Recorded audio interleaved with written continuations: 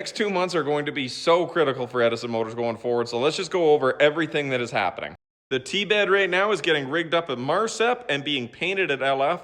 I really want to have this truck done so that we can have it at that big trade show in May 27th, 28th. That's such a tight timeline that I don't know if we're going to get it there or not. It's just the way it goes. One of the things we are also planning on bringing is Rich's pickup truck kit that he's been working on. He's hoping to get that working in the next few weeks so we can drive that up there and start driving that around.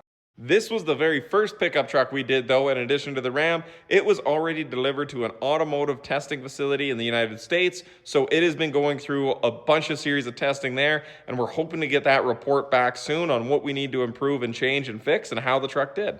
We're hoping to hear back in the next month or two from Environment Climate Change Canada on the status of our hybrid approvals, because I would sure love to be able to get these trucks fully out on the road as a hybrid. As you know, that T-bed is a mechanical. Hybrid is where it is at, especially with the high fuel prices we're seeing now. A lot of people are asking for hybrid. So fingers crossed, in the next month or two, we will actually get our approval. Not getting hopes up yet, but it does seem like we are making some really good progress on that end.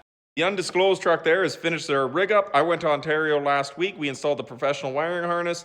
The few remaining things we have to do, a couple little finishing details.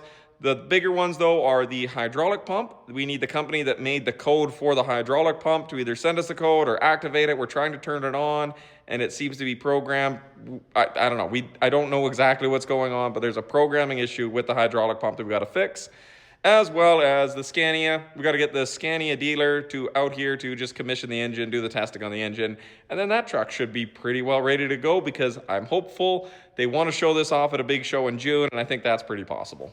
And then for hybrids, for design on the test bench from this truck and the undisclosed truck, while we've been out there testing, doing those things, we have learned a lot in the design through building and manufacturing. We're almost calling it V4.